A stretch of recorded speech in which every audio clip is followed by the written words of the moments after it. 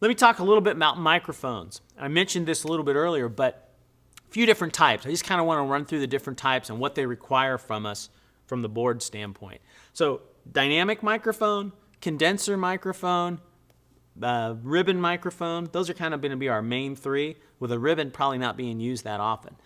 Kind of the concept with a dynamic microphone, the way it works is it works with a magnet. It's kind of like a speaker backwards. So you have a dynamic microphone, you have a diaphragm on that microphone, and you have a magnetic field that's created by the magnet in the microphone. And so what happens is that sound wave comes in through the diaphragm, and a actual sound wave is created inside through that magnetic field of the dynamic microphone.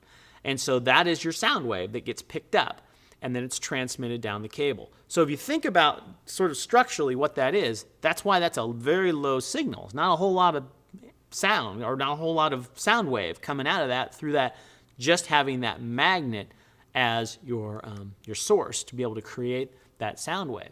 So very low output on a dynamic microphone. Cool thing about a dynamic microphone is they're pretty industrial. SM58, kind of the classic dynamic microphone. You can't really mess them up. I mean, they'll take a lot. It'll take a lot of beating. Dynamic microphones tend to not be as quick in response because, again, you're using that magnetic field, so they're not quite as quick with transients as a condenser microphone. But great for, drums, fantastic. Live vocals work great, although condensers have become more popular nowadays with live vocals.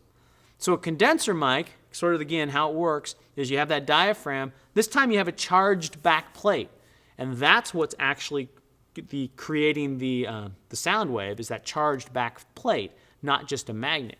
And it gets its charge through what's called phantom power. And phantom power is basically a 48-volt power source that runs on a mic cable.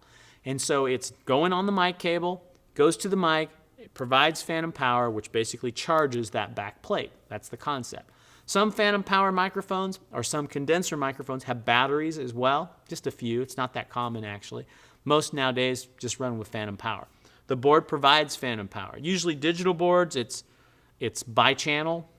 Some live analog consoles, it's bi-channel, or it's by groups. Phantom power doesn't affect dynamic microphones at all, so you can have it on and have dynamics in there, no big deal.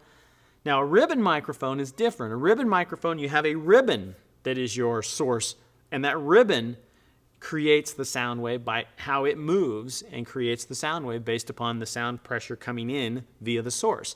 Ribbons are very sensitive, so you have to be careful with a ribbon mic. They've gotten more robust nowadays, but they used to be very, very sensitive. I mean, literally you could blow on it and break the ribbon. Ribbon microphones, typically, there are some exceptions, don't want phantom power. You'll ruin a ribbon microphone with phantom power. So no phantom power on a ribbon. So obviously if you have banks of phantom power, you have to be careful if you have a ribbon microphone. Not that common to use a ribbon, but that's kind of the concept of a ribbon. Ribbons are really smooth and accurate up and down the frequency response. That's what makes them great. Great sounding microphones. Great for electric guitars, acoustic instruments, those kinds of things. Condensers, I didn't really talk about what they do. Condensers, why they're important and why people like them is they're fast. They're really good with transient responses, especially larger diaphragm condensers because you have more surface area. And so you get really good quick response for transients. They tend to be pretty full frequency. Typically like your live handheld microphones, a lot of them nowadays are condenser. Your percussion, drum overheads, those are usually condenser mics. Again, great for cymbals, picking up the little subtleties of cymbals. For acoustic instruments, those kinds of things. Large diaphragm condensers, which are more studio type microphones, tough in a live application because they pick up a lot. They're very, very sensitive. You can use them. Sometimes I'll use them for, like, we did a thing with group, like 4 vocalists, put them around a large diaphragm condenser. It was just vocals, worked great. So there are some ways that you can utilize that. But the concept, sort of big picture, dynamic tends to be a little more robust, not quite as sensitive. You can use them more in a live application. Condensers, you got to be a little more careful. Do require phantom power, very sensitive, great for transient response, quick attacks. Ribbons, very, very sensitive, no phantom power, great for full frequency. full frequency response. Very, very good for that, and getting a lot of accuracy all the way up the frequency spectrum, lows and highs. So that's kind of the overview of microphone. Really the big thing for us is making sure we have phantom on the right microphones that need it and not those that don't, and making sure that we're getting that in.